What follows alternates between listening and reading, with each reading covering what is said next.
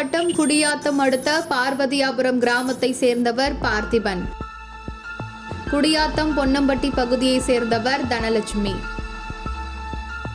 இருவரும் காதலித்து திருமணம் செய்து கொண்டு கடந்த 6 ஆண்டுகளாக வாழ்ந்து வருகின்றனர். இவர்களுக்கு 5 வயதில் ஒரு மகனும் 4 வயதில் ஒரு மகனும் உள்ளனர். பார்த்திபன் குடியாத்தம் பகுதியில் உள்ள கறிக்கடையில் வேலை செய்து வருகிறார். தனலட்சுமி குடியாத்தம் சந்தப்பேட்டை பகுதியில் பிரபல நகைக்கடையில் வேலை செய்து வருகிறார். தனலட்சுமியின் சித்தப்பா மகளான இறந்த தங்கைக்கு காரியம் நடந்துள்ளது.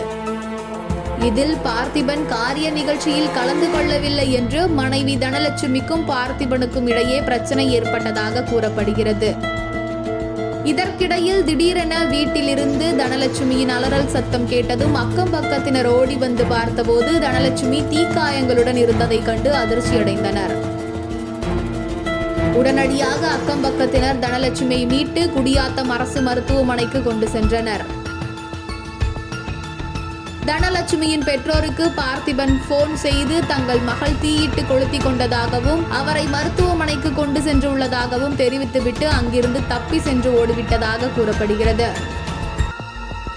மருத்துவமனைக்கு கொண்டு வந்த தனலட்சுமியை பரிசோதித்த மருத்துவர்கள் மேல் சிகிச்சைக்காக வேலூர் அரசு மருத்துவமனைக்கு அனுப்பி வைத்தனர். இதனிடையே தகவல் அறிந்து வந்த பெற்றோர்களும் உறவினர்களும் கணவன் மனைவிக்கு இடையே ஏற்பட்ட தகராறு காரணமாக கணவனே மனைவியை தீயிட்டு கொளுத்திருக்கலாம் என்று குற்றம் சாட்டியுள்ளனர்.